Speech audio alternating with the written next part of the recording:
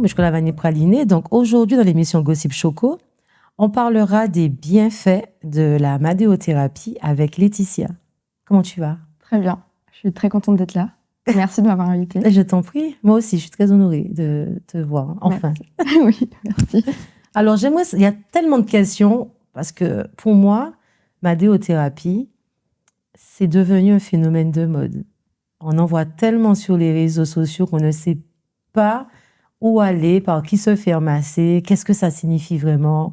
Tu peux m'expliquer c'est quoi C'est très vrai. C'est très très vrai. Ça s'est beaucoup démocratisé ces derniers temps. Oui. Il faut faire attention parce qu'il y a de la madérothérapie bien faite et de la madérothérapie mal faite.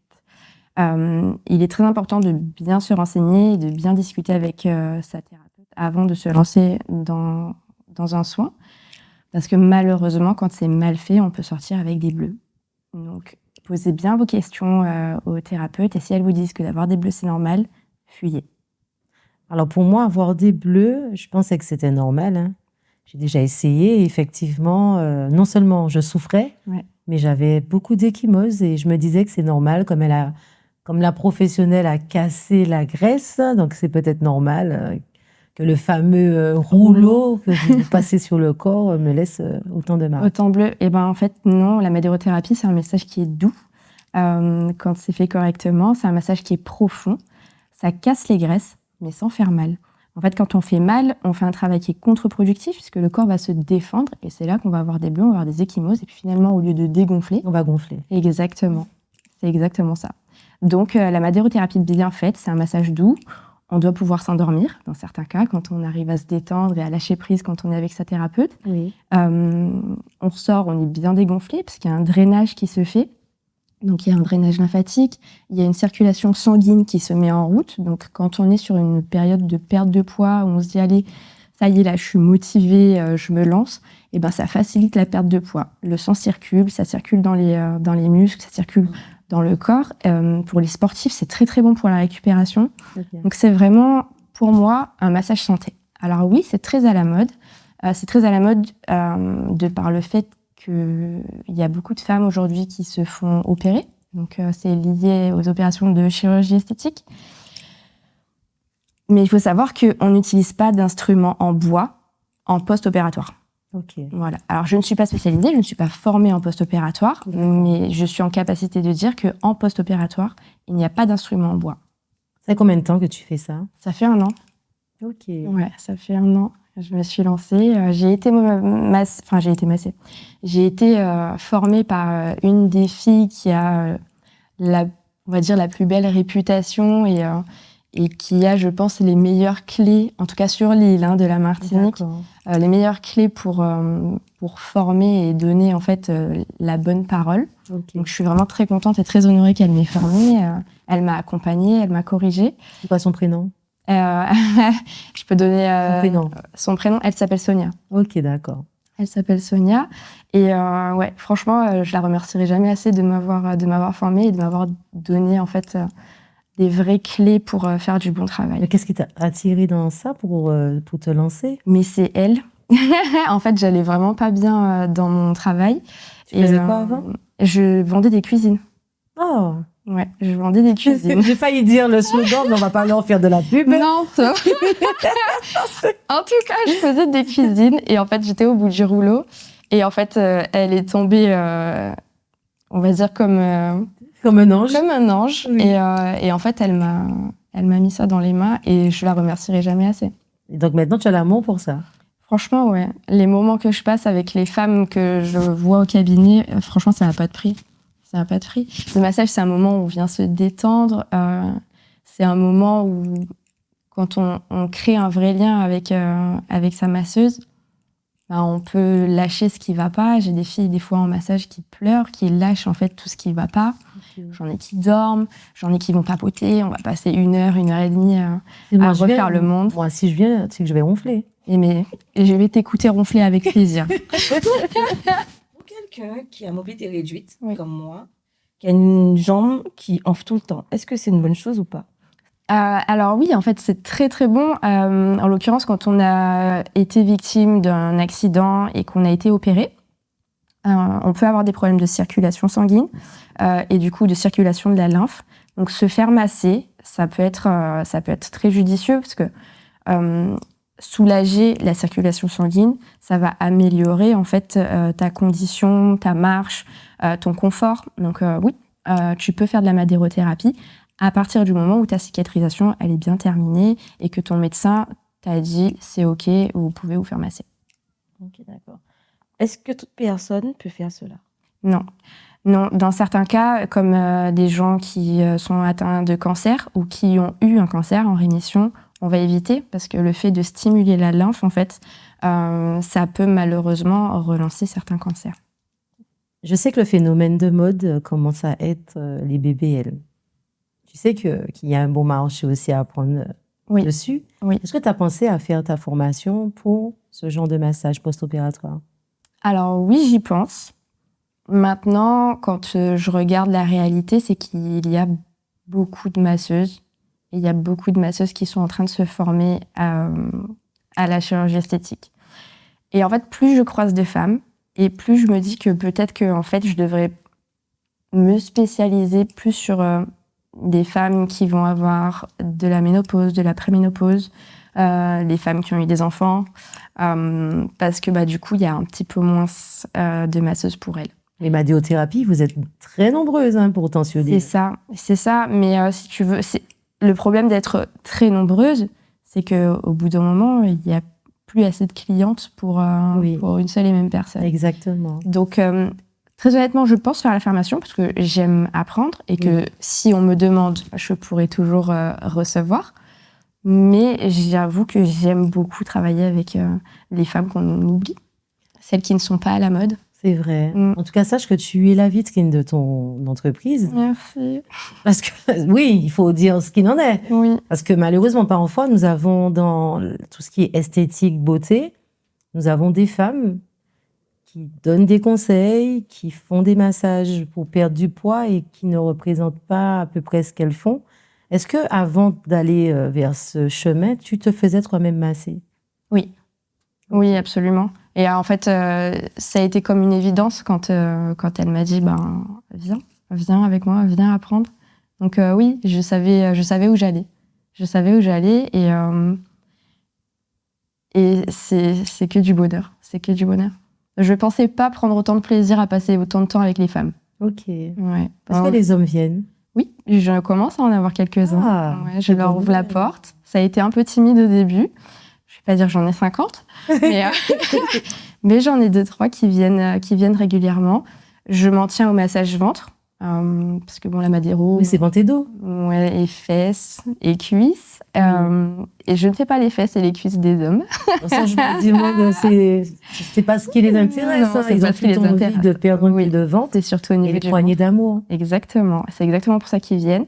Et pareil, ils ressortent, ils sont ravis. J'en ai un d'ailleurs qui est venu la semaine dernière, adorable. Et lui, en fait, il s'est fait masser au Panama. Ah. Et je lui ai dit, attention, parce que moi, je suis pas comme au Panama. Moi, j'y vais pas aussi fort. Je fais attention avec mes instruments. C'est un massage qui est plus profond. Il m'a dit, OK. Et il est sorti de là. Il m'a dit, tu sais quoi, quand je retournerai voir mes filles du Panama, je leur dirai qu'en Martinique, ça fait pas mal. J'ai déjà fait, effectivement, je ne garde pas un bon souvenir. Ouais. J'ai eu trop mal. J'ai carrément pleuré. Je me suis demandé, mais est-ce que c'est moi qui suis trop sensible? Et au final, non, je veux bien souffrir pour être belle, mais il y a des limites. Laissez-moi l'aide. Donc, non. Est-ce que tu recommandes le port des gaines ou est-ce que la gaine est un phénomène de mode ou c'est si utile que ça? Surtout vu le prix des gaines. Oui, clairement. Alors, pour moi, la gaine, elle va être utile en post-opératoire. Oui. Il faudra la garder, il faudra bien la porter, c'est très important. Tout ce qui est abdominoplastie, liposuction. Exactement. Okay. Ensuite, elle va être intéressante si tu es quelqu'un qui fait du sport. Et donc, ça va t'aider en fait à travailler au niveau de ta taille. Ça va en effet réduire ta taille. Tu vas beaucoup transpirer, tu vas perdre beaucoup d'eau, donc ça va resserrer ta taille. Oui. Maintenant, porter une gaine la journée, si c'est pas pour être jolie dans tes robes, ça n'a pas grand intérêt. Voilà. Moi, j'étouffe avec ça. J'ai essayé. C'est impossible de manger, mais tu respires à peine. C'est atroce. Et ça se voit en plus sous les vêtements, c'est pas joli. Aucun intérêt. Si tu fais pas de sport et que tu n'as pas envie, si vraiment l'intérêt, c'est pas de travailler sur ta taille. Alors donc, du coup, je vois qu'il y a aussi des hommes qui portent des gaines. C'est pourquoi? On leur posera les questions. Exactement, oui. Non, je pense que, c'est certainement pour travailler au niveau de la taille. Malheureusement, il y a beaucoup d'hommes aujourd'hui qui ont le ventre qui sort. Est-ce que c'est pour réduire cet aspect sous leur t-shirt?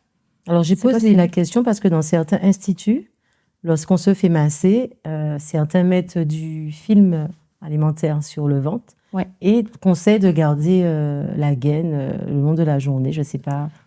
Alors, honnêtement, moi, je préconiserais pas ça parce que je vois pas l'intérêt. Après, si vraiment on devait aller chercher un peu plus loin, c'est, je pense, simplement pour faire durer les effets un petit peu plus longtemps. La Madero, quand tu sors de ton massage, que tu t'es fait masser le ventre, si tu es carré sur les instructions qu'on te donne, c'est-à-dire bien boire après ta séance, manger léger pendant les 24 heures qui suivent, ton massage en fait continue à faire circuler en fait tous tes fluides dans ton corps. D'accord. Et donc te permet de bien garder ta taille. Le fait de cellophaner le ventre avec une crème ou n'importe quoi, peut-être que ça sert à durer plus longtemps, mais moi en l'occurrence, j'ai envie de te dire, à part faire joli et te donner l'impression que tu as un petit truc en plus. Du coup, comment on élimine après le massage? Parce que je suppose que lorsqu'on se masse, tu joues dans le transit aussi. Là, tu vas faire pipi et tu vas aller aux toilettes. Okay. Alors, donc, d'où le fait qu'on boit beaucoup d'eau. Exactement. Okay. Donc, on va t'inviter à boire avant la séance. Ça va te stimuler, tu vas aller aux toilettes. Après la séance, évidemment, tu vas y retourner. Et pour ce qui est d'aller aux toilettes, on va travailler sur ça, mais tu n'iras pas en courant. Tu n'iras pas en courant faire tes besoins.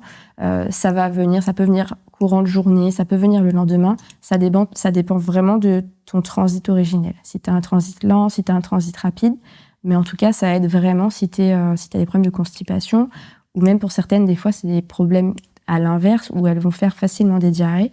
Et on a un travail qui est différent au niveau du ventre. Mais on va venir soigner tout ça. C'est pour ça qu'on dit que lorsqu'on est constipé, c'est bien de se masser aussi. Oui, parce qu'en fait, on aide les intestins en fait, à se détendre et puis à faire passer tout ce qui a du mal à passer. Exact. Tu vas aller jusqu'où, Laetitia, maintenant que tu es dedans? Écoute, idéalement, j'aimerais bien ouvrir un institut, rester spécialisée dans la madérothérapie pour ma part. Et je suis en train d'intégrer une amie pour faire des soins esthétiques, du rehaussement de cils, blanchiment dentaire, des petits soins comme ça, tu sais, rapides, oui. Où tu peux venir, tu as une petite mise en beauté à faire rapide parce que ce soir, tu as un événement ou tu as un rendez-vous avec ton chéri. Okay. Tu viens, chip-chap, on te met en beauté et puis c'est bien. Là, tu es à domicile? Oui, là, actuellement, je suis à domicile, donc j'ai bien la place. Dès que tu peux te déplacer, tant mieux. Oui, absolument, absolument. Mais c'est vrai que m'agrandir, ça serait... on va dire l'étape suivante. Petit à petit, on dit que l'oiseau fait son nid. Est-ce que tu as une page Insta pour les téléspectateurs? Oui, bien sûr. Donc, mon Instagram, c'est Mouili Sculpt. Je peux l'appeler. Donc, c'est MWILI. Donc, Mouili, c'est d'origine congolaise. Ça vient de Kinshasa. C'est du lingala. Ça veut dire le corps. Et Sculpt, en anglais, donc SCULPT, qui est sculpter le corps, en fait, tout simplement. Pourquoi? Donc, tu as un amour fou pour l'Afrique? Mon mari est africain. Ok. Mon mari est africain. Du coup, mes enfants sont des métis. Et oui, j'ai adopté sa culture. Très bien. Donc, le mafé, c'est pour quand?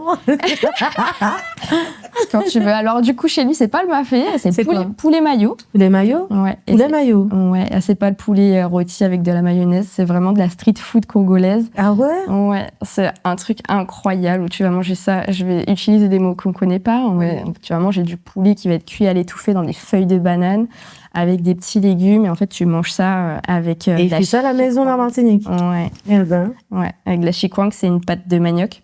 Okay. C'est exceptionnel. J'espère qu'il t'a appris, parce que c'est pas que lui qui doit faire, hein, tu dois faire aussi. Non, chacun ses affaires. Moi, je le masse et il fait à manger. Ah, c'est très bien. En tout cas, Laetitia, moi, je te souhaite réussite. Merci. Et je te souhaite un joyeux anniversaire aussi. Merci. Okay. Beaucoup de bonheur Merci beaucoup. Je ne veux pas te dire d'agrandir la famille. Je ne sais pas combien vous êtes déjà. Non, ça va, on est 4. Si tu peux en faire 5 et que tu gardes ton physique, vas-y, fais-toi plaisir. Et puis, peut-être un jour dans l'institut, qui sait? Avec plaisir. D'accord. Je t'y attends. Oui. De toute façon, tu m'as promis de ne pas me faire mal. Mais je crois pas ni praliné. Je vous souhaite une excellente soirée et puis bonnes vacances de Pâques. Amusez-vous bien.